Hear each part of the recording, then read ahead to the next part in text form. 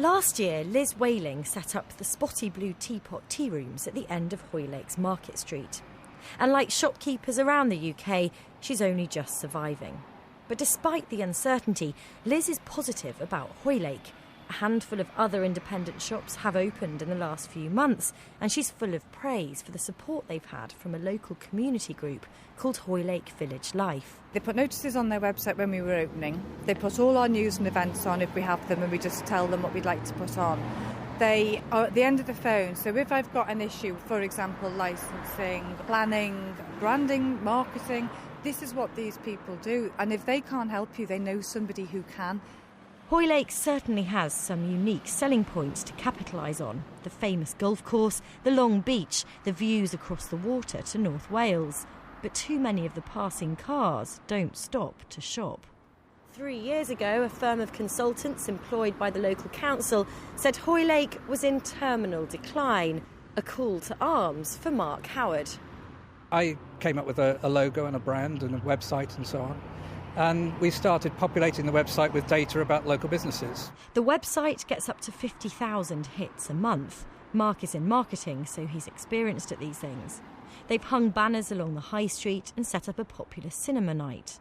They're also piloting the government's new neighbourhood planning scheme, part of the Localism Act, which becomes law in April. Residents draw up a development plan for their town, which the local authority has to adopt if it's approved by an independent examination and at a public referendum. Mark wants Hoylake to aim high. Starting hopefully this year and next year, a £4.5 billion redevelopment in the Birkenhead docks. Part of that is a very large international trade centre. Rather than just assume that they're all going to go over to Liverpool, why can't we start marketing Hoylake as a place where they can come and enjoy the views, walk on the beach, come to one of the restaurants or the bars and stay in one of our local B&Bs or hotels? Why not? There's no doubt Mark and his team have got the support of plenty of Hoylake residents. I went to one of their cinema evenings before Christmas and people there were raving about them. But not everybody's on board.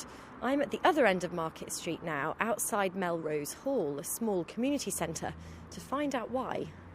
I think it's excellent putting on cinema evenings.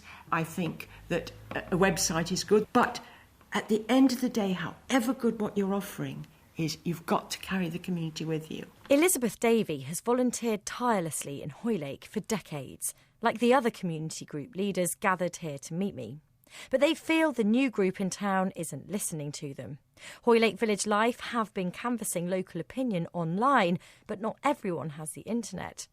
These residents want a paper questionnaire through the letterbox, not an e-survey into their inbox.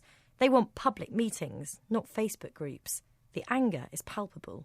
People get very, very annoyed and frustrated when all that we've done over the years, it just seems as though we're all in a total irrelevance and they're just wonderful. Well, forget it. That's Jackie Hall, recently awarded an MBE for 40 years of service to the community. She's clearly outraged. At one point, she actually grabs my microphone. We're still working very hard for this community to bring footfall in. They cannot take the credit for the whole of all that's wonderful about Hoylake. They weren't involved. They weren't involved. They weren't here. They didn't even live here.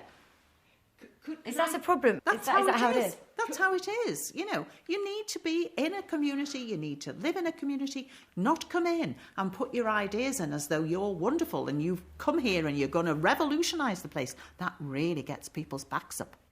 Having lived in Hoylake for 5 years, Mark is viewed as a newcomer here, and what he's stirred up is the gritty reality of localism.